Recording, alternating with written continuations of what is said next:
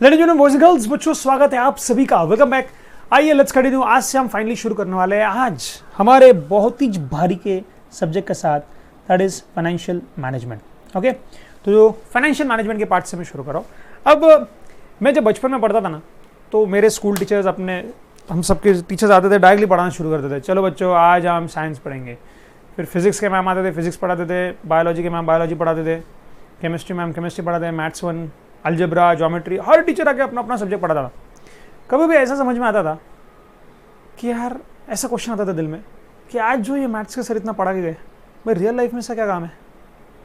आज इतना तो पढ़ा मैंने फिजिक्स के बारे में, कैसे करते हैं साइंटिस्ट लोग, क्या वेलोसिटी है, अर्थ का ग्रेविटेशनल फोर्स क्या, न्यूटन का लॉज ऑफ मोशन। अरे अरे, ऐसा सोचता था। ये लॉ ऑफ मोशन पढ़ के, न्यूटन्स लॉ ऑफ ग्रेविटी पढ़ के रियल लाइफ में क्या काम है? क्या करना मुझे दो चीज़ों के बीच में, ग्रेविटी निकालना है क्या नहीं निकालना? हाँ, साइंटिस्ट बनना है आपको तो डेफिनेटली भाई, उसके बिना तो ये जो बड़े बड़े साइंटिस्ट आज रहते हैं, धन्य है इनका, इतना लेवल का फिजिक्स पढ़ते हैं। लेकिन मैं सोचता था यार, मेरे लिए काम का है क्या नहीं है। इन शॉर्ट, हर एक सब्जेक्ट पढ़ने से पहले ना ऐसा लगता था कि यार वो टीचर को जाके पूछूँ, आप जो पढ़ाने वाले हो रियल लाइफ में काम का भी है या सिर्फ पढ़ना है? राइट। डेफिनेटली जो स्कूल में था उसका कुछ ना कुछ तो फ़ायदा था, आज समझ में आता है। मेरे न्यूटन्स लॉ ऐसे तो यूज़ नहीं करते, लेकिन जो फिजिक्स सॉल्व किया, जो मैथ्स सॉल्व किया, उससे डेफिनेटली दिमाग को लॉजिकली सोचने के लिए बहुत मदद मिली। ये डेफिनेटली ट्रू है। लेकिन काश ये टीचर मुझे पहले बताते कि यार वो सब्जेक्ट क्यों पढ़ा रहे हैं, उस सब्जेक्ट को पढ़ने के पीछे का रीज़न क्या है। ये अगर टीचर बता देते तो मज़ा आ जाता। उस सब्जेक्ट में पढ़ने से पहले अगर टीचर पढ़ा दे कि ये सब्जेक्ट पढ़ने से पहले जान लेते क्यों पढ़ना है ये सब्जेक्ट, तो शायद और मज़ा आता, शायद और उस सब्जेक्ट की ओर इज्जत हमारी बढ़ती, देखने का नज़रिया बदलता। इसलिए तब से मैंने ठाना कि यार, जब हम टीचर बनेंगे ना, तो डेफिनेटली बच्चों को पहले ये बताएंगे कि मैं ये क्यों पढ़ा रहा हूँ जो मैं पढ़ाने वाला हूँ, मैं ये क्यों पढ़ाने वाला हूँ जो मैं पढ़ाने वाला हूँ। So let us know at the very onset what is so special about financial management, right? Why is this subject very special? Not only for me, but for experts across the world. Why this subject is so famous, right? Let me quickly start giving you some fun facts. Okay? See बच्चों, ये 2001 के आसपास की कहानी है।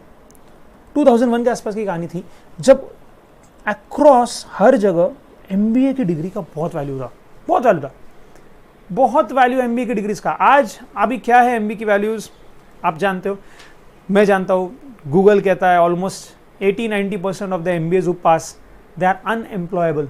उनको कोई employment मिल नहीं सकती, ऐसी जगह से MBA होकर वो पास हो रहे हैं। तो ऐसे वो MBA आज की तारीख में 80% 90% कॉलेज के लिए सिर्फ पैसे कमाने का बिजनेस है।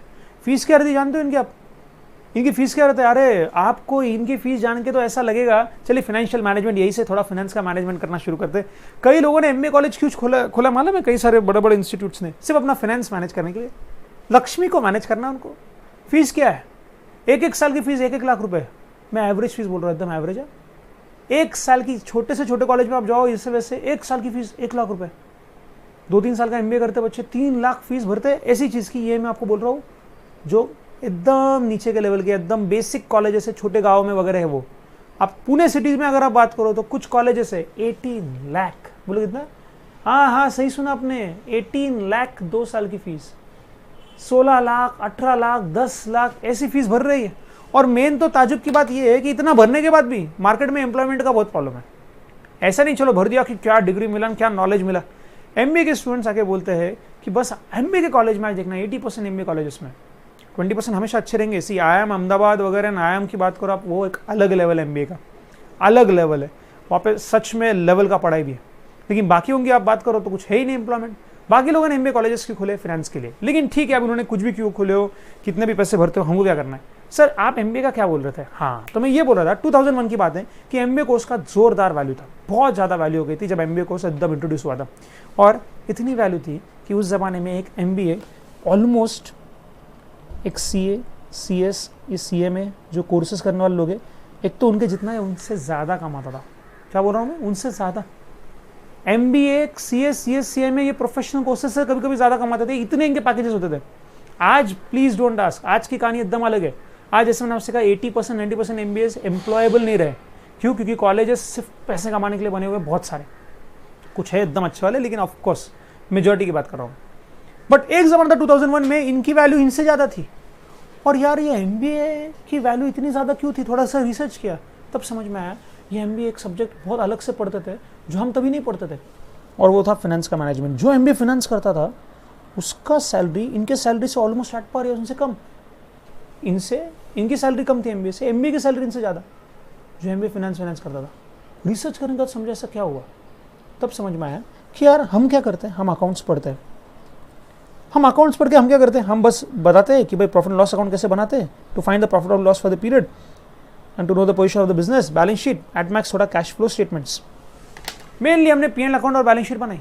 अब P&L अकाउंट बैलेंस शीट क्या करते हैं, वो आपका सिर्फ हिस्टोरिक डेटा शो करते हैं। कॉमन क्या, वंस अगेन हिस्टोरिक डेटा मतलब क्या, it's also called as postmortem analysis. Postmortem analysis मतलब क्या, मुझे बताइए पोस्टमार्टम एनालिसिस कब होता है, पोस्टमार्टम कब होता है किसी का भी, डेथ होने के बाद क्या डेथ होने से पहले? मेरा कभी ऐसा पोस्टमार्टम होगा नहीं ना, मेरे मरने के बाद मेरा पोस्टमार्टम एनालिसिस होता है। सिमिलरली पोस्टमार्टम एनालिसिस कभी भी डेथ होने के बाद हो जाता है, मतलब जो सब होना था हो चुका है, nothing worst can more happen, उसके बाद किया जाता है पोस्टमार्टम एनालिसिस। वो है अकाउंट्स। कुछ लोग अकाउंट्स को पोस्टमार्टम एनालिसिस बोलते हैं। व्हाई डू दे से सो? क्योंकि अकाउंटिंग करना मतलब P&L अकाउंट बनाना, बैलेंस शीट बनाना, ये सब आप कब करते हो? पूरा साल ऑलमोस्ट ख़त्म हो गया, पूरा अकाउंटिंग पीरियड ख़त्म हो गया, जो ट्रांजैक्शंस होने वाले थे हो चुके हैं, सब हो गया है, आप तो सिर्फ क्या कर रहे हो, जो हो गया उसकी बस एक अकाउंटिंग कर रहे हो, एक समराइज तरीके से, एक अंडरस्टैंडेबल तरीके से उसको प्रेजेंट कर रहे हो। और क्या कर रहा है accounts? Is accounts anyway helping you to take better decisions? Is account helping you to take managerial decisions? Accounts is only showing what has happened. It may not always provide you with the tools that are necessary for taking decisions. अब होता क्या था, ये CA में आते थे, accounting में मदद करते थे, लॉ का थोड़ा मदद करते थे कंपनी को, और कंपनी क्या बोलती थी, कंपनी को बोलते थे जैसे ये है तुम्हारा बैलेंस शीट, ये तुम्हारा प्रॉफिट लॉस अकाउंट, ये प्रॉफिट लॉस अकाउंट दिखा रहा है कि इस साल तुम्हारा लॉस हुआ, ये बैलेंस शीट दिखा रहा है कि तुम्हारे एसेट्स, तुम्हारा ओवर कैपिटलाइजेशन है, तुम्हारी बैंड बच गई है, तुम्हारा बिजनेस चल नहीं रहा है, तुम्हारे बहुत लॉसेस है, एक्यूमुलेटेड लॉसेस दिख रहे हैं आपके बैलेंस शीट में। तो ये वो दिखा देते थे कंपनी को। कंपनी क्या बोलता था, ठीक है मुझे समझ में आ रहा है कि मेरा तो लॉस है, मुझे समझ में आ रहा है कि मेरी बैलेंस शीट बहुत घटिया है, बहुत ही वर्स्ट कंडीशन दिखा रही, ये समझ में आ गया मुझे, लेकिन भाई मेरे तो ये बता कि अब मैं करूं क्या, अब मैं इसको इंप्रूव कैसे करूं?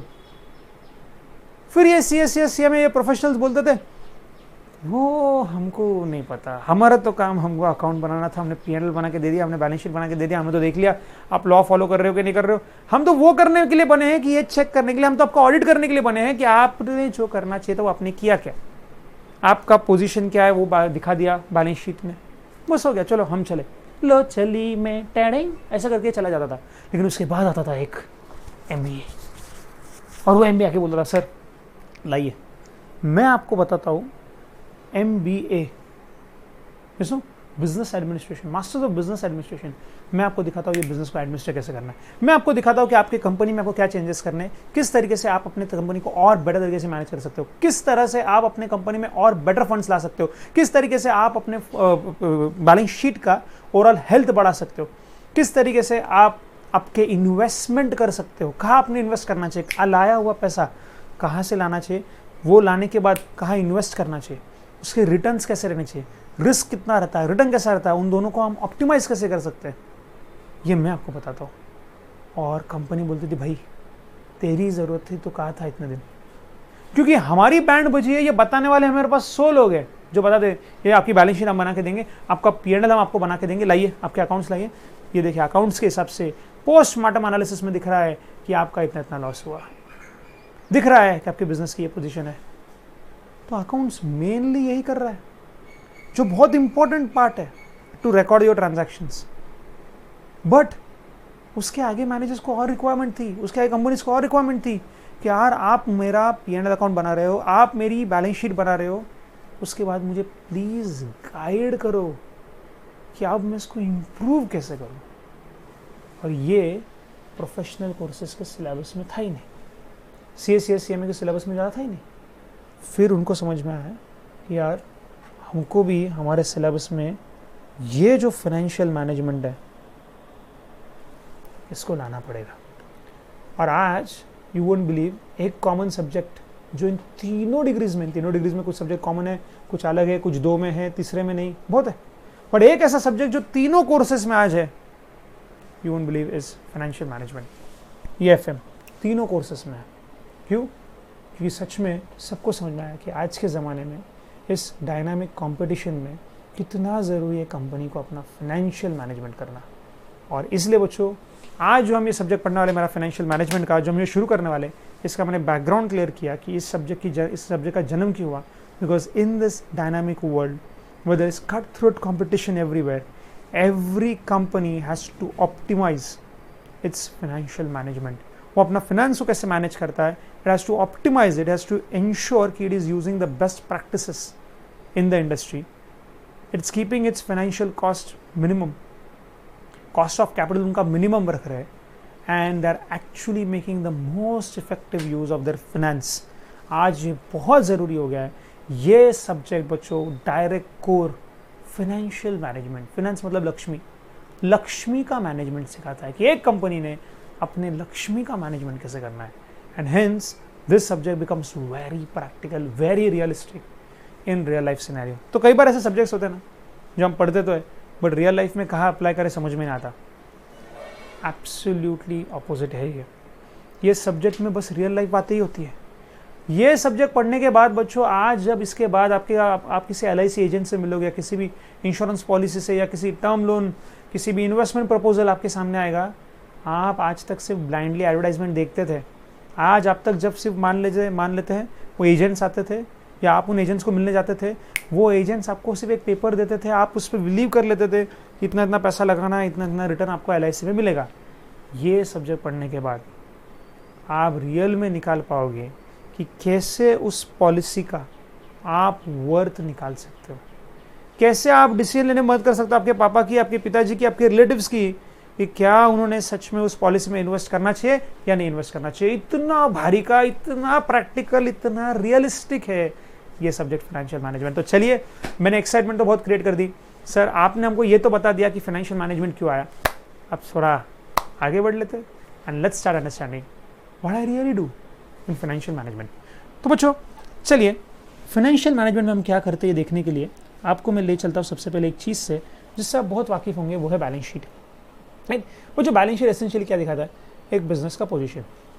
अभी फर्स्ट जर्नल एंट्री जो आपने 11th स्टैंडर्ड में पास की होगी, 11th स्टैंडर्ड में अकाउंट्स में अपने फर्स्ट जर्नल एंट्री जो पास की होगी, क्या थी वो, mister x started business with cash ₹10,000, यही रहेगा, mister x started business with cash ₹10,000। First journal entry जो आप 11th स्टैंडर्ड में पढ़ते थे। और क्या एंट्री पास करने के आप, cash oblique bank account debit to क्या, कैपिटल अकाउंट। मतलब आपको 11th में रेडीमेड दिया जाता था कि मिस्टर एक्स ने कितना कैश लाया, 10,000 लाया, और आप सिर्फ एक एंट्री पास करते थे कि भाई 10,000 का कैपिटल बिजनेस में आया है, मिस्टर एक्स ने लाया है, बस आप एंट्री पास करते थे, cash oblique bank account debit 10,000 to capital account 10,000। ये अकाउंट्स कोई डिसीजन लेने में यहाँ पे मदद नहीं कर रहा है, अकाउंट्स तो सिर्फ दिखा रहा है जो हुआ उसको रिकॉर्ड करो। अब मिस्टर एक्स ने ये कैश कहाँ से लाया, इसकी कभी बात हुई नहीं। ये कैपिटल कहाँ से आ सकता है, इसकी कभी बात हुई नहीं। कौन से इतने सारे अलग अलग टाइप के कैपिटल से उसमें से कौन सा सिलेक्ट करना चाहिए, इसकी बात हुई नहीं। आपको तो रेडीमेड देते थे, मिस्टर एक्स कैश लेकर आए, आप तो बस एंट्री मारो यार, आप तो पोस्टमार्टम करो, वो लेकर आ चुके हैं कैश। बट अब ये cash account debit to capital से आपको एक समझ में आ गया कि कोई भी बिजनेस बिना कैपिटल के तो शुरू हो ही नहीं सकता। तो चलिए वही शुरू करते हैं, ये बैलेंस शीट। आज जब आप कॉर्पोरेट लेवल पे जाओगे, मिस्टर एक्स का छोटा सा बिजनेस था और आप भी 11th स्टैंडर्ड में छोटे थे, इसलिए एंट्री थी mister x started business with cash ₹10,000। आज के ज़माने में 10,000 रुपीज़ से बिजनेस स्टार्ट करना वेरी डिफिकल्ट। और उसमें अगर हम कॉर्पोरेट्स की बात करें, बड़े बड़े कंपनीज की बात करें बच्चों, तो उनको तो ये इम्पॉसिबल है। How can they start a business with 10,000 rupees when you got a corporate level. Corporate level पे क्या होता है मैं आपको बताता हूँ। ये जब कैपिटल लेते हैं, इनके सामने कैपिटल के कई सारे सोर्सेज होते हैं। जैसे आप मुझे बताइए, एक कंपनी के बैलेंस शीट में कहाँ से कैपिटल आ सकता है। तो आप कहोगे सर हमने सबसे पहले देखा है एक रहता है sir equity share capital, sir फिर हमने सुना है प्रेफरेंस शेयर कैपिटल, सर फिर हमने सुना है कि कुछ टर्म लोन भी ले सकते हैं बैंक से हम, सर फिर हम डिबेंचर्स भी सीख चुके हैं 12th में। तो सर आज कंपनी इसमें से पैसे लेके आ सकती, तो यही तो आप यही जानते हो, बट कौन सी कंपनी इक्विटी से लेंगी, कौन सी कंपनी डिबेंचर से पैसा लेगी? क्या कोई भी कंपनी रैंडमली जहाँ से मिल रहा है वहाँ से लेगी? ऐसा होता है क्या? इसके रूल्स होते हैं, और ये लेने में कि इसमें से कौन सा सोर्स लेना है हमने कैपिटल का, इसका डिसीजन लेने के लिए मदद करता है एक फाइनेंशियल मैनेजर। जैसे आपको कुछ प्रैक्टिकल एग्जांपल हमेशा through out ample of practical examples real life में कुछ कंपनीज के एग्जांपल्स मैं लेते चलूंगा।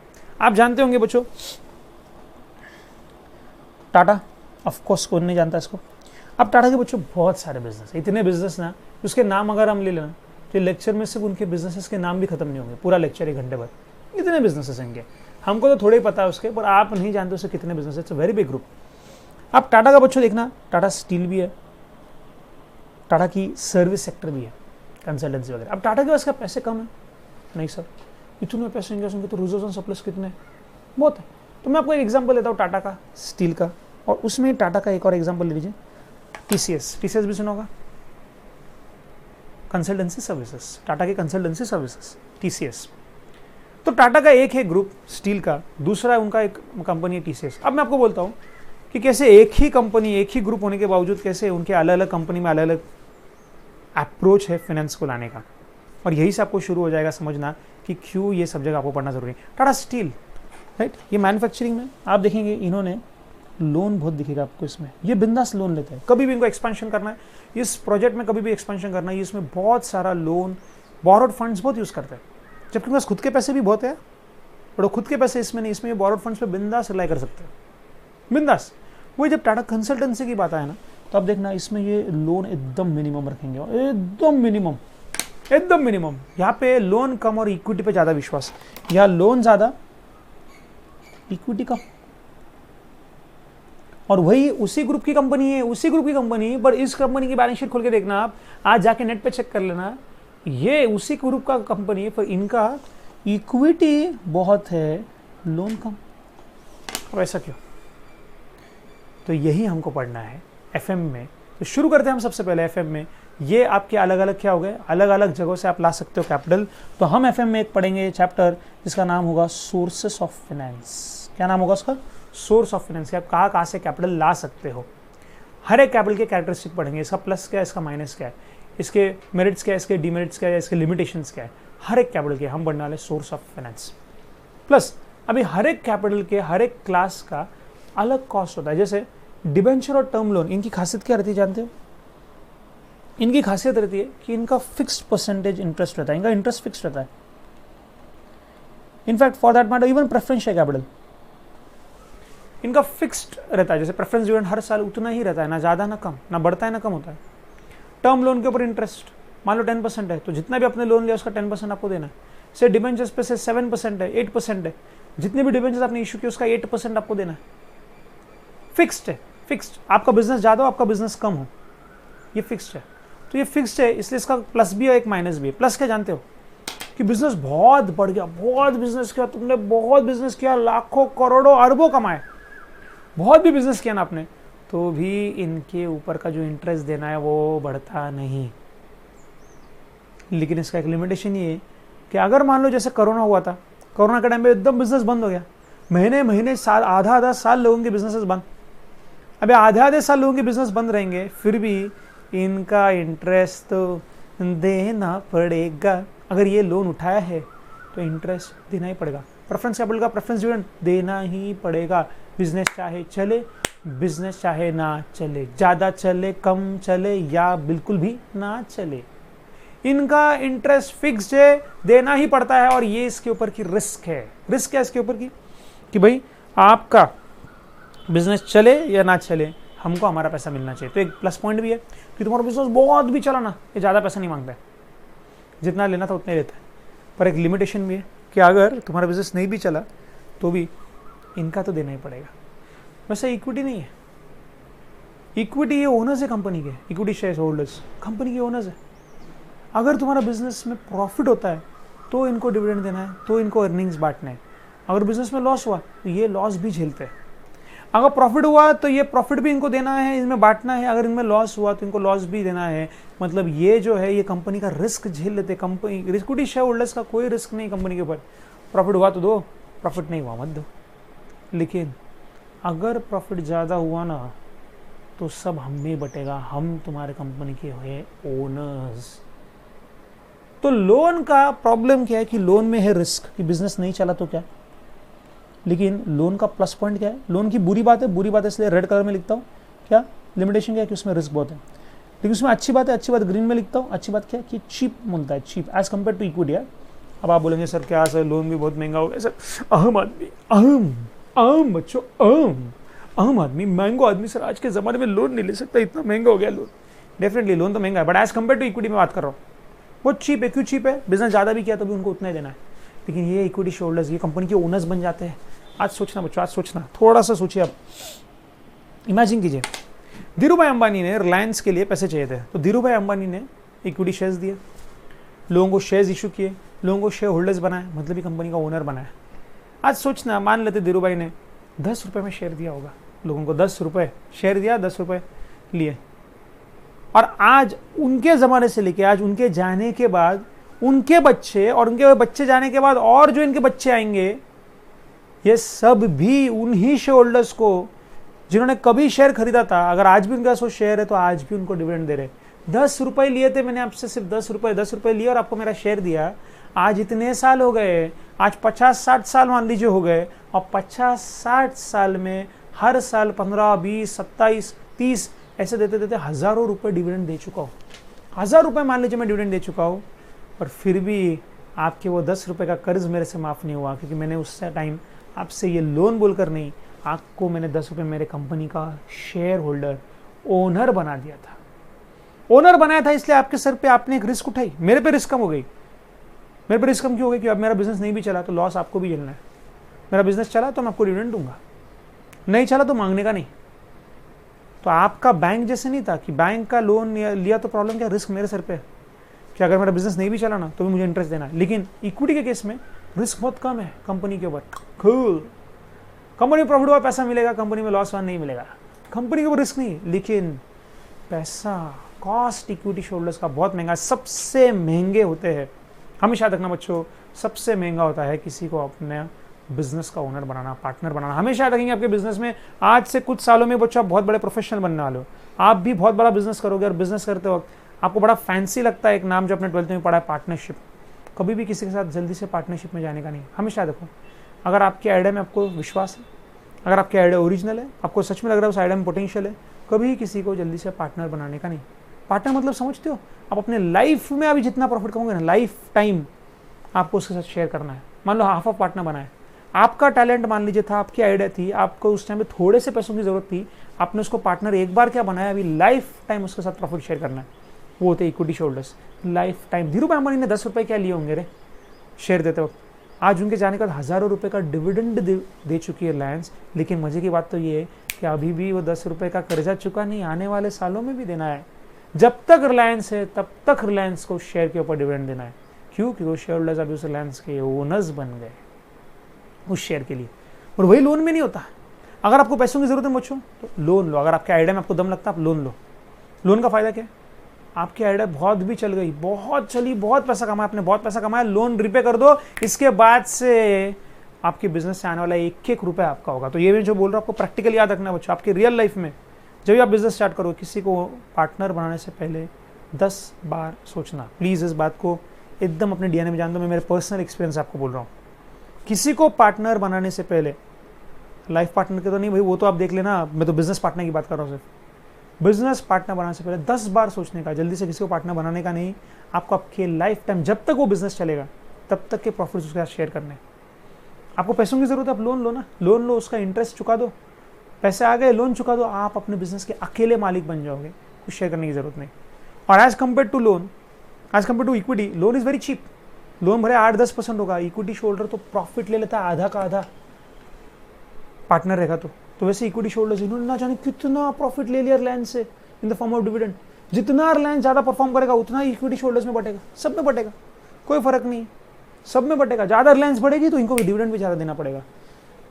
वही आज अगर लोन होता, आज इक्विटी शेयर नहीं इशू करते तो क्या होता? तो पूरा का पूरा पैसा बस जो ओनर्स है उनका होता। तो यही है, इक्विटी और लोन, इस दोनों में झगड़ा चलता है। और मैंने आपको दिखाया कि एक ही कंपनी में कैसे दो अलग अप्रोच हो सकते हैं।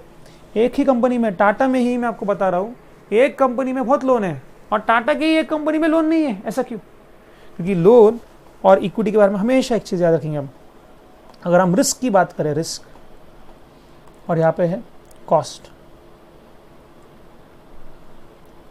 रिस्क टू कंपनी की बात कर रहे हैं हम। अगर कंपनी ने लोन लिया, risk is maximum, cost is minimum. Cost को मिनिमम क्यों बोलते हैं हम? कि बिजनेस बढ़ा भी ना तो भी ज़्यादा नहीं देना है, इनका इंटरेस्ट जो फिक्स्ड है उतना ही देना है। और वही अगर मैं लोन के बदले इक्विटी की बात करूं, तो इक्विटी जब कंपनी इशू करती है, कंपनी के शेयर के, कंपनी के ऊपर रिस्क टू कंपनी मिनिमम है, कोई रिस्क है ही नहीं, ऑलमोस्ट जीरो। क्या तो रिस्क है? प्रॉफिट हुआ तो देना है, लॉस हुआ तो नहीं देने का, लॉस हुआ तो सब झेलेंगे।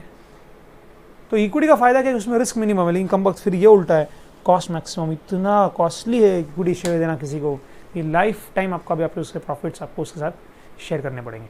तो इसमें फंसा है हर एक कंपनी का डिसीजन कि क्या करे वो। और वह आपको देखने को मिलता है कि टाटा एक इसमें इसको प्रेफर कर रहा है, एक इसमें इसको प्रेफर कर रहा है, ऐसा क्यों?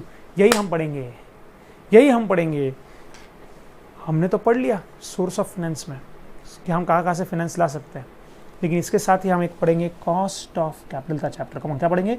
कॉस्ट ऑफ कैपिटल का चैप्टर, जहां हम डिस्कस करेंगे कि कोई कंपनी कैसे डिसाइड करती है उसने कौन सा कैपिटल लेना चाहिए। हर एक अलग अलग कैपिटल का अलग अलग कॉस्ट रहता है। ये इसका कॉस्ट अलग है, इसका कॉस्ट अलग है, इसका कॉस्ट अलग है, इसका कॉस्ट अलग है, सबका कॉस्ट अलग है। और how to measure, I repeat, how to measure कि ये मैं कितने रेट से लेके आया हूँ, मैं ये कितने रेट से लाया हूँ, इसके ऊपर मुझे कितना कॉस्ट आया। इक्विटी अगर मैं इशू करूँ तो मुझे कितना कॉस्ट आएगा। हाँ, इक्विटी अगर मैं इशू करूँ तो मुझे कितना कॉस्ट आएगा, इशू का कॉस्ट नहीं। हम इसलिए बोल रहे कि शेयर देना है, शेयर को देने के लिए कितना खर्चा आएगा। अगर मैं किसी को इक्विटी शेयर होल्डर बनाता हूँ तो एक्चुअली मैं कितना कॉस्ट मेरे सर पर ले लेता हूँ। हर एक कैपिटल अलग अलग सोर्स ऑफ कैपिटल है और अलग अलग कैपिटल का अलग अलग कॉस्ट है, ये हम पढ़ेंगे कॉस्ट ऑफ कैपिटल में। फिर भी कुछ कंपनी है जो लोन बहुत प्रेफर करते हैं, जैसे बड़ी बड़ी कंपनी बहुत अच्छा चल रही है, लोन क्यों प्रेफर करते हैं? यार सर लोन लेने से फायदा क्या होता है? क्यों ये बड़े बड़े कंपनी ये लोन ले रहे हैं? जैसे लोन का मैंने आपको फायदा कहा कि बिजनेस बहुत बढ़ भी गया तो उसका इंटरेस्ट बढ़ता नहीं। अरे हाँ सर, ये तो समझ में आया, बिजनेस बढ़ भी गया तो भी इंटरेस्ट बढ़ेगा नहीं, तो इस चीज़ का फायदा कैसे उठाया जा सकता है? इसका फायदा कैसे उठाया जा सकता है ये पढ़ेंगे हम एक चैप्टर में जिसका नाम होगा लिवरेज। आपको समझ में आ रहा है? मैं आपका पूरा सिलेबस आपको बता रहा हूँ। मैंने कहा ना एफएम में हम क्या पढ़ेंगे ये मैं आपको बताने वाला हूँ। मैं आपका पूरा सिलेबस बना रहा हूँ और पूरे सिलेबस को बनाते वक्त मैं आपको लॉजिक भी दे रहा हूँ कि आपका सिलेबस ऐसा क्यों है, क्यों आपके सिलेबस में ये चैप्टर दिए गए। मैं एक एक का लॉजिक दे रहा हूँ। जैसे आपने 11th में डायरेक्टली एंट्री तो पास कर दी कैपिटल की, लेकिन बड़े कंपनी में कैपिटल इतना आसान नहीं है। इतने सारे कैपिटल में से पहली बात कौन सा कैपिटल आप लोगे? लो यहाँ पे एक चैप्टर हम पढ़ेंगे सोर्स ऑफ फाइनेंस। फिर इतने सारे इसमें अलग अलग सोर्स ऑफ फाइनेंस का अलग अलग कॉस्ट होता है, कैसे मेजर करेंगे? चलो हम पढ़ेंगे वो कॉस्ट ऑफ कैपिटल में। फिर उसके बाद में कुछ लोन लेने से, कुछ कंपनी बहुत लोन लेती है, लोन लेके फायदा उठाना चाहती है। कौन सा फायदा सर? उस फायदे को कैसे उठाया जा सकता है, कैसे मेजर कर सकते हैं हम कि लोन की वजह से हमारे बिजनेस में क्या फायदा आ रहा है, उसको हम पढ़ेंगे in the chapter called as leverage. फिर आप मुझे बताइए बच्चों, आपने ये सब कैपिटल क्यों लिया? If I am raising the capital in my company, why am I doing it? आप ये कैपिटल क्यों लेके आ रहे हो? सर ऑब्वियस सी बात है, हम कैपिटल इसलिए लेके आ रहे हैं ताकि हमको करना है बिजनेस। क्या करना है हमको करना है सर बिजनेस। तो हम क्या करेंगे? इस कैपिटल से करना चाहते हैं इन्वेस्टमेंट्स, हम लेना चाहते हैं सर, हम फिक्स एसेट्स लेना चाहते हैं, कुछ करंट एसेट्स भी लेना चाहते हैं। यस नो, करंट एसेट्स होते हैं तो कुछ करंट लायबिलिटीज भी तो होते हैं। अभी हम लेना चाहते हैं फिक्स एसेट्स। अब बच्चों फिक्स एसेट्स की कहानी क्या रहती है, ध्यान से देखना। फिक्स एसेट्स के बारे में इतनी बड़ी बात क्या है? अभी वापस अपनी 11th स्टैंडर्ड में एंट्री पास की, mister x purchased machinery for ₹5,000। आपने बस एंट्री पास की। अरे मिस्टर एक्स ने एक मशीनरी परचेस करते हो, क्या सोचकर वो मशीन ली? वो तो कभी आपने देखा नहीं, आपको रेडीमेड देते थे मिस्टर एक्स परचेस्ड मशीनरी। अब देखो एफएम में क्या होगा, अब ये पैसा आपने लाया, अब आपको लेना एक मशीन। जैसे मैं आपको एकदम सिंपल एग्जांपल देता हूँ, एकदम सिंपल एग्जांपल, आपको यहीं पे आंसर्स मिलना शुरू हो जाएंगे। मुझे बताइए, आपने जरूर जरूर जरूर ये एग्जांपल तो देखा ही होगा। आपके घर में एसी है क्या, एयर कंडीशनर? आप कुछ लोग बोलेंगे हाँ, कुछ लोग बोलेंगे नहीं। चलो जो नहीं भी बोल रहे हैं वो इतना तो जानते होंगे कि आपने ऐसे ऐड तो देखे होंगे, 3 स्टार एसी आता है, एक 5 स्टार एसी आता है। हाँ सर देखा है। तो आपने देखा होगा कि लोग सोचते हैं कि कौन सा लगाए, 3 स्टार लगाए या 5 स्टार लगाए। कुछ लोग बोलते 3 स्टार लगाओ, कुछ लोग बोलते 5 स्टार लगाओ। कोई लोगों में एक घर में, जैसे मेरे घर में मेरे और मेरे पापा के बीच में रियल में इसके ऊपर वाद हुआ है, क्योंकि हम 3 स्टार एसी लगाए कि हम 5 स्टार एसी लगाए, रियल में हुआ है, रियल में। तो आई एम वेरी श्योर आप में से भी कई लोगों ने देखा होगा, या अगर नहीं भी देखा होगा तो आप ही सोचिए। मैं आपको बोलता हूँ कि आपको ये, आप मेरे पास आए, मैं मान लीजिए एयर कंडीशनिंग का बिजनेस है, मैं आपको बोलता हूँ आप अपने ऑफिस में फिक्स एसेट्स लेना चाहते हो। फिक्स एसेट्स कौन से फॉर्म के? एसी लेना चाहते हो आप अपने ऑफिस के लिए, या अपने फैक्ट्री के लिए आप कूलर्स लेना चाहते हो। क्या है ये आपके फिक्स एसेट्स है। चलो मैं आपको एक एग्जांपल देता हूँ। एक 3 स्टार एसी है, 5 स्टार एसी है। आपने कहा एसी बताइए, मैं बोला ये 2 टाइप, एक 3 स्टार एक 5 स्टार है, कौन सा देखना चाहोगे? आपने कहा क्या है 3 स्टार में, क्या है 5 स्टार में। मैंने कहा देखो 1 टन का अगर बात करूँ मैं, 1 टन का एसी अगर आपको लगाना है तो 3 स्टार एसी मान लेते 26,000 का है, 5 स्टार एसी 32,000 का है। आपने कहा फिर ये सस्ता है ना, यही दो हमको। मैं बोला नहीं, एक और उसमें है, लेकिन अगर आप निकालोगे इलेक्ट्रिसिटी कॉस्ट पर आवर, हाँ क्या निकाला आपने? Electricity cost per hour. तो 1 घंटा अगर ये चलता है तो रफली 1 रुपये खर्चा आता है, लेकिन 1 घंटा अगर ये चलता है तो सिर्फ 65 पैसे का कॉस्ट आता है पर आवर। अब आप बोलोगे, फिर मैंने आपसे पूछा क्या करूं, 3 स्टार दूं क्या 5 स्टार वाला एसी दूं? मैं आप बोलोगे सर आप ही बताओ, आप ही बताओ क्या ले, हम 3 स्टार लेंगे 5 स्टार लेंगे, क्यों अटक गए? 3 स्टार लेंगे तो एक फायदा क्या है कि अभी इनिशियल कॉस्ट कम है, लेकिन बाद वाला कॉस्ट जो रनिंग कॉस्ट है बहुत ज़्यादा है। 5 स्टार का फायदा क्या है कि अभी तो महंगा है, लेकिन बाद का रनिंग कॉस्ट कम है। तो क्या ले हम दोनों में से? तो आप क्या सोचोगे लेते हो कि आप ऐसा सोचोगे सर हम देखेंगे कि हमारा यूज़ कितना है, कि हम कितने घंटे एयर कंडीशनर को यूज़ करने वाले, उसके हिसाब से हम डिसीजन लेंगे। चलो मैंने अगर बोल दिया आपको 500 आवर्स में एसी यूज़ करने वाला हो, क्या आप निकाल पाओगे 500 आवर्स? अभी निकाल पाओगे आप कि इन दोनों में से फिर भी मैंने कौन सा एयर कंडीशनर लेना चाहिए? आप बोलेंगे नहीं सर इतना आसान तो नहीं है, लेकिन हाँ ज़्यादा यूज़ कर रहे हो अगर आप, तो आपने 5 स्टार लेना चाहिए क्योंकि उसका रनिंग कॉस्ट कम है। अब मैं आपसे पूछूंगा ज़्यादा मतलब कितना एग्जैक्ट, आप मुझे बताओ ना, चलो बोलो ना, आंकड़ा दो मुझे, फिगर दो कि सर अगर आप पूरे एयर कंडीशनर की लाइफ मान लो 5 ईयर्स है, अगर आप 5 ईयर्स में एयर कंडीशनर को सर आप 5000 आवर्स चलाने वाले हो तो आप ये लो, उससे कम चलाने वाले हो तो आप ये लो, ऐसा कुछ बोलो ना मुझे, आप आंकड़ा दो ना। आपके सामने दोनों फिगर्स है और आपको मुझे इससे मदद करनी है निकालने में कि मैं एयर कंडीशनर कौन सा लूँ। और सुनिए, आपको मदद ऐसी हवे में नहीं करनी है, हवे में बलून छोड़ना नहीं सर, अगर आप बहुत एसी यूज़ करने वाले हो तो आप 5 स्टार लो। अरे ये तो फिर एयर कंडीशनर वाला भी करता है, आप में और उसमें फ़र्क क्या है? आप एक कंपनी का फाइनेंस मैनेज करने वाले हो। हम आने वाले उस पार्ट में कि फाइनेंशियल मैनेजमेंट का स्कोप क्या क्या क्या क्या करता है उसमें, आने वाले उस पार्ट में हम। लेकिन पहले थोड़ा मीनिंग समझ लेते हो, इंपॉर्टेंस समझ लेते हो सब्जेक्ट का। आपको समझ में आ रहा सवाल? आपको ऐसा बोल बच्चन कंसल्टेंसी करोगे आप तो कोई क्लाइंट आपके पास नहीं आएगा। आपको अपने क्लाइंट को पेपर पे प्रूव करके दिखाना है कि उसके लिए ये अच्छा क्या है, वो अच्छा है। अच्छा डेफिनेटली ऐसा तो होगा नहीं कि सबके लिए कोई तो एक ही मॉडल अच्छा है, क्योंकि अगर ऐसा होता तो कंपनी पागल थोड़ी थी 2 मॉडल बनाने के लिए। 2 मॉडल इसलिए बनाए क्योंकि उसके अलग अलग यूजेस हैं। आपको डिसाइड करना आपके लिए दोनों में से बेस्ट क्या है। कैसे डिसाइड करोगे? ये अकाउंट्स में नहीं था। अकाउंट्स ने कभी मदद नहीं किया डिसीजन लेने के लिए। अकाउंट्स ने अपने जो डिसीजन लिया उसकी एंट्री पास की। अगर आपने ये एयर कंडीशनर लिया तो अकाउंट्स ने एंट्री पास की, air conditioner account debit 26,000 to cash account 26,000। आपने अगर ये एयर कंडीशनर यूज़ किया तो अकाउंट्स ने एंट्री पास की, air conditioner account debit 32,000 to cash public bank 32,000। Accounts ने डिसीजन लेने में मदद नहीं किया। और यही रीज़न था कि लोगों को समझ में आया सिर्फ जो ट्रांजैक्शन हो रहे उसकी अकाउंटिंग करने का कोई मतलब नहीं। बिजनेस में आज जो जो फाइनेंसेस हो रहे हैं उन सबको मैनेज करने की ज़रूरत है। और वहाँ जन्म हुआ फाइनेंशियल मैनेजमेंट का। फाइनेंस को मैनेज करने की ज़रूरत है, सिर्फ फाइनेंशियल ट्रांजैक्शंस को रिकॉर्ड करने की ज़रूरत नहीं है जो अकाउंट्स करता है। सिर्फ रिकॉर्ड, ये एयर कंडीशनर लिया 26,000 की एंट्री, ये एयर कंडीशनर लिया 32,000 की एंट्री। अकाउंट्स को पूछो मैं ये दोनों में से कौन सा लूँ, अकाउंट्स बोले ते मला माहीत आहे, ते मला नाही माहीत कारण ते माझ्या सिलेबसमध्ये नाही, it's not in my scope. Accounts के स्कोप में ये थोड़ी आता है डिसीजन लेना।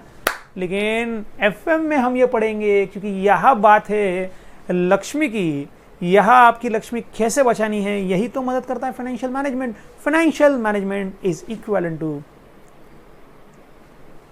लक्ष्मी मैनेजमेंट। लक्ष्मी को मैनेज करेंगे तो हम पढ़ेंगे कैसे डिसीजन लिए जाते हैं। ये है आपका कैपिटल, इस कैपिटल को आपको करना है इन्वेस्टमेंट। अकाउंट्स में अब तक कभी नहीं सीखा कि इन्वेस्टमेंट कैसे करते हैं, लेकिन एफएम में हम पढ़ेंगे कि इन्वेस्टमेंट करते वक्त आपने कौन सी चीज़ों को कंसीडर करना चाहिए। दो मशीन से बेस्ट कौन सी, 3 मशीन से उस 3 में से बेस्ट कौन सी। आपके पास अलग अलग टेक्निक्स होंगे अलग अलग केसेस को सॉल्व करने के लिए कि कैसे आपने इस कैपिटल को कैसे इन्वेस्ट करना चाहिए, उसका डिसीजन आप कैसे ले सकते हो। इन्वेस्टमेंट डिसीजन, कौन सा क्या बोलो, इन्वेस्टमेंट डिसीजन कैसे लेते हैं, ये हम पढ़ेंगे हमारे एक चैप्टर में जिसका नाम है इन्वेस्टमेंट डिसीजंस, या इसी को कहते हैं इसको कैपिटल बजटिंग।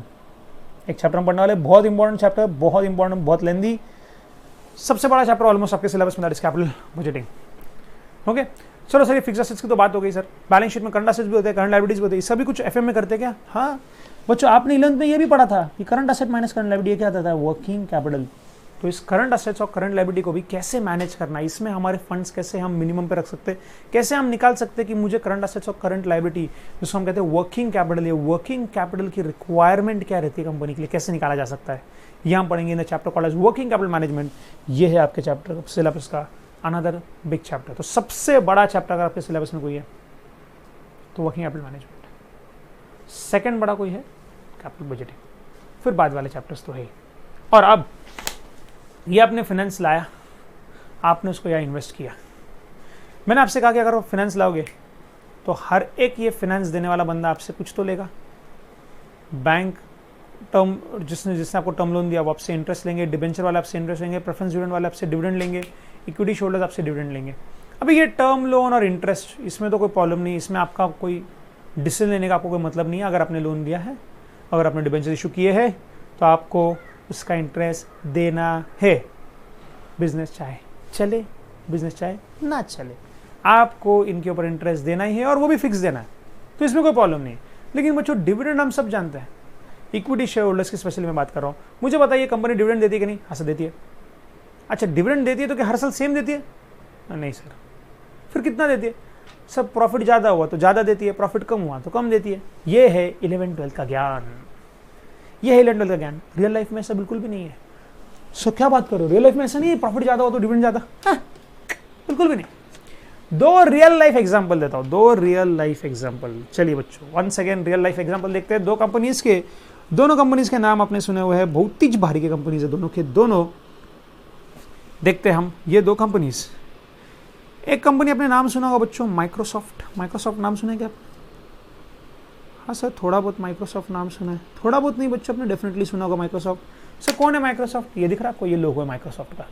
जी हाँ, ये जो मैं यूज़ कर रहा हूँ ना, इतनी बड़ी सिस्टम आज आपको ये जो दिख रही है, इस पूरे इतने बड़े सिस्टम में मैं यूज़ कर रहा हूँ माइक्रोसॉफ्ट की ऑपरेटिंग सिस्टम, जिसको हम सब विंडोज़ नाम से जानते हैं।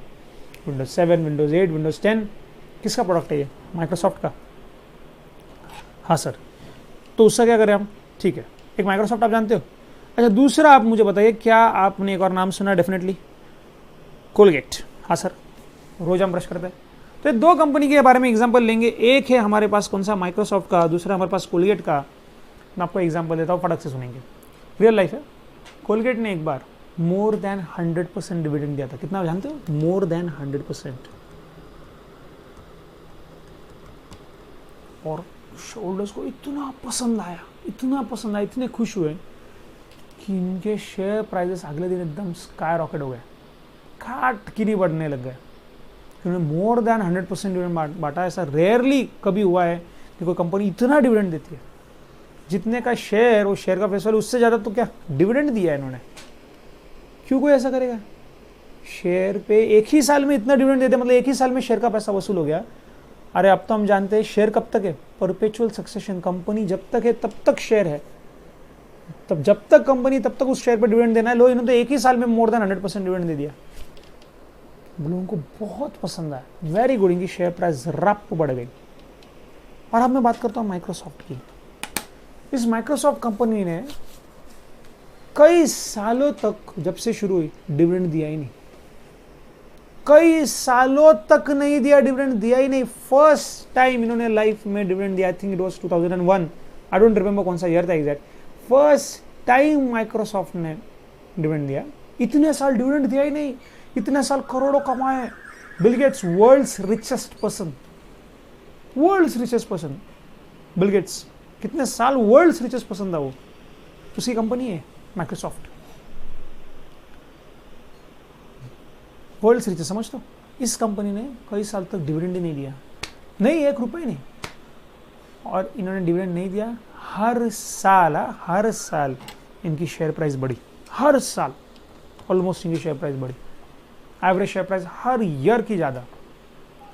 पहली बार इन्होंने लाइफ में डिविडेंड दिया एक बार, I think it was year 2001, उन्होंने डिविडेंड दिया और उनकी शेयर प्राइस गिर गई। नहीं आया पसंद लोगों को। अब बोलेंगे सर लोग क्या पागल है, कोई डिविडेंड दे रहा है तो क्यों पसंद नहीं आना चाहिए?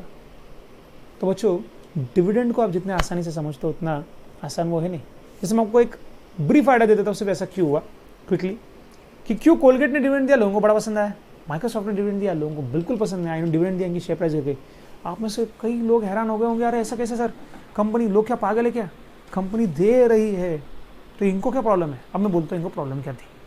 सी, कंपनी जब भी कुछ प्रॉफिट्स कमाती है, हमको पता है कि कंपनी के प्रॉफिट्स का, कंपनी का ऑप्शन है कि वो डिविडेंड दे दे। जैसे प्रॉफिट है मान लो 10 लाख, कंपनी ने अगर 9 लाख डिविडेंड में दे दिया तो कंपनी अपने न्यू प्रोजेक्ट्स में एक्सपांशन, जिसको हम कह सकते हैं न्यू प्रोजेक्ट्स में,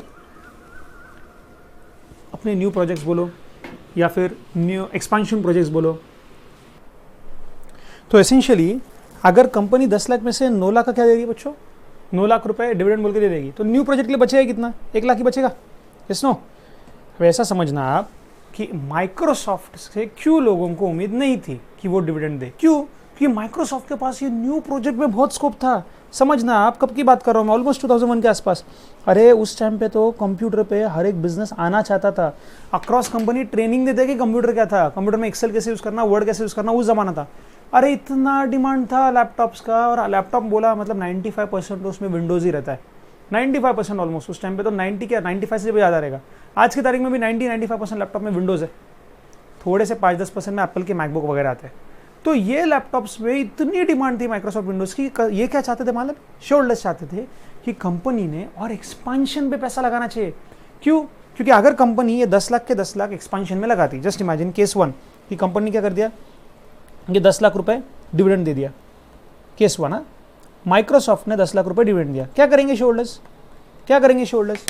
बैंक में डालेंगे, थोड़ा सा इधर उधर इन्वेस्ट करेंगे, क्या कमाएंगे? 6-8%, 6-8 क्या 10% पकड़ लो। चलो, अगर माइक्रोसॉफ्ट ने 10 लाख रुपए डिविडेंड दे दिया शेयरहोल्डर्स के हाथ में, तो 6-10% कमाएंगे शेयरहोल्डर्स। वो पैसा आएगा, शेयरहोल्डर्स बोलेंगे चलो बैंक में डाल देते हैं, उसने बोलेंगे चलो डिबेंचर में डाल देते हैं, थोड़ा सा म्यूचुअल फंड्स खरीद लेते हैं, कुछ तो करेंगे, 6-10% के बीच में रहेंगे ऑन एवरेज।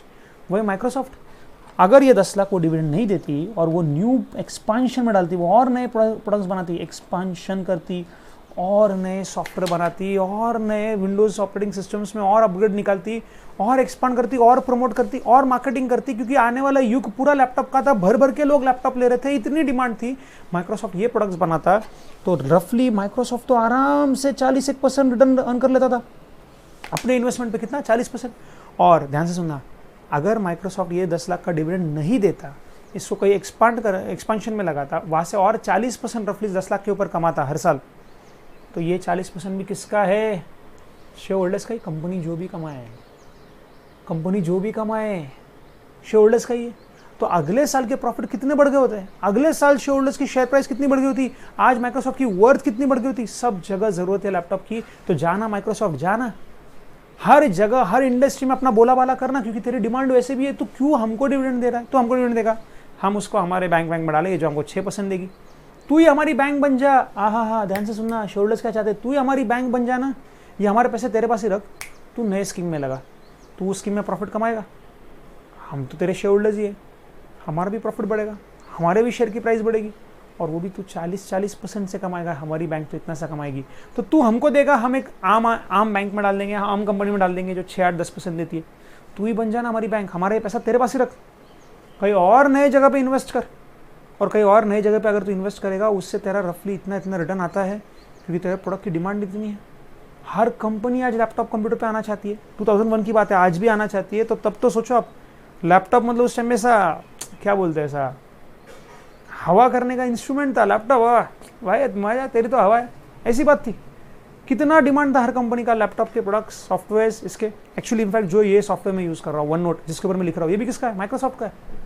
माइक्रोसॉफ्ट का वर्ड, पावर पॉइंट, एक्सेल सब उनका है। तो वो तू करना, तू वहाँ पे 40% कमाएगा, और अगर तू वहाँ पे इतना कमाएगा तो हम तो तेरे शेयरहोल्डर्स हैं, ये भी हमको ही मिलेगा। तो डिविडेंड नहीं देना चाहिए था, शोल्डर्स को नहीं चाहिए था डिविडेंड। वही कोलगेट से डिविडेंड चाहिए था शोल्डर्स को। जब कोलगेट ने डिविडेंड दिया, लोग खुश क्यों हो गए? क्यों खुश हो गए? वहाँ पे नाराज, यहाँ पे खुश क्यों? कि कोलगेट बच्चों ऑलरेडी इंडिया का 70% टूथपेस्ट मार्केट खा चुका है।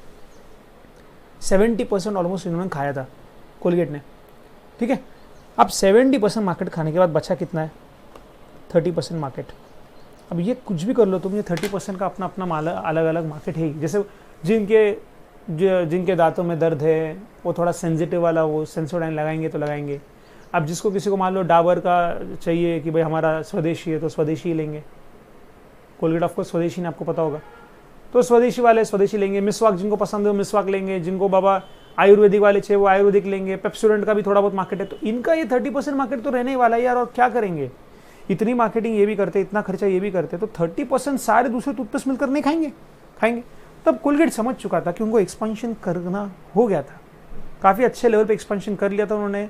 काफ़ी मार्केट में वन साइड उनका नाम चल रहा था। अभी खैर बाबा की पतंजलि वगैरह आई है, तब से अगर आप देखो तो वापस इनको मार्केटिंग की बहुत ज़रूरत करने लग गई, क्योंकि दूसरे प्रोडक्ट्स भी डोमेस्टिक वाले बहुत चलने लगे। लेकिन एक ज़माने में तो ऐसा था भाई, 2008 के आसपास की बात है ये, जब इतना डिविडेंड इन्होंने दिया था। उस टाइम पे तो कोलगेट वन साइड चल रहा था, तो कोलगेट के पास कोई एक्सपेंशन का प्लान ही नहीं था। इतना कुछ एक्सपेंशन की उनको ज़रूरत ही नहीं थी, इनफैक्ट इतना उनका नाम था। तो शेयरहोल्डर्स बोल रहे थे अभी वैसे तो एक्सपेंशन कुछ करने वाले हो नहीं, तो हमारा पैसा हमको दे दो, हम कम से कम हमारे बैंक में डालेंगे, वहाँ पे हम 6-10% तो कमाएंगे, क्योंकि आपके पास तो कोई एक्सपेंशन का ऑप्शन ही नहीं। तो आया क्या समझ में? ये अकाउंट्स में कहाँ पढ़ते हो आप?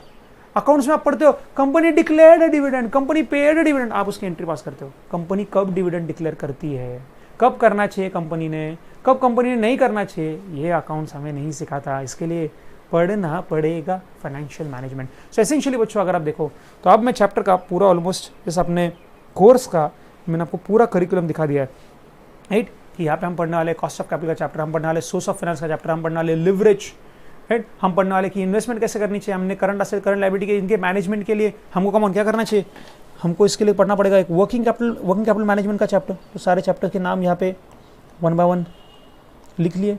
इनके लिए मुझे पढ़ना पड़ेगा वर्किंग कैपिटल मैनेजमेंट, यस। तो इसके साथ साथ मैंने पढ़ लिया कि फिर इस पर डिविडेंड देना है क्या नहीं देना है तो कितना देना है, कब देना है, उसके लिए मैं एक चैप्टर पढ़ूंगा जिसका नाम होगा डिविडेंड पॉलिसी। फिर कंपनी इतना प्रॉफिट कमाएगी, कंपनी को भी तो कहीं ना कहीं इन्वेस्ट करना है, सिर्फ मशीन्स में नहीं, दूसरे कंपनियों में भी इन्वेस्ट करना है। एक कंपनी दूसरे कंपनी के शेयर्स खरीद सकती है कि नहीं? बिल्कुल खरीद सकती है। अगर कंपनी के पास बहुत पैसा है तो क्या करेगी कंपनी? क्या करेगी? एसेट्स की रिक्वायरमेंट नहीं। जैसे कोलगेट के बारे में आप सोचो, कोलगेट खुद कुछ एक्सपांड नहीं कर सकता, तो कोलगेट के पास जो पैसे हो सकता है कोलगेट उससे दूसरे कंपनी के शेयर्स भी ले ले, राइट। कर सकते कि नहीं? तो कोलगेट को अगर दूसरे कंपनी के शेयर्स खरीदने हैं तो वो कैसे अपना पोर्टफोलियो बना सकता है? तो हमको एक चैप्टर पढ़ना पड़ेगा, that will be called as portfolio management. लीजिए जनाब, तो मैंने क्या कर दिया, मैंने आपको पूरा सिलेबस बता दिया।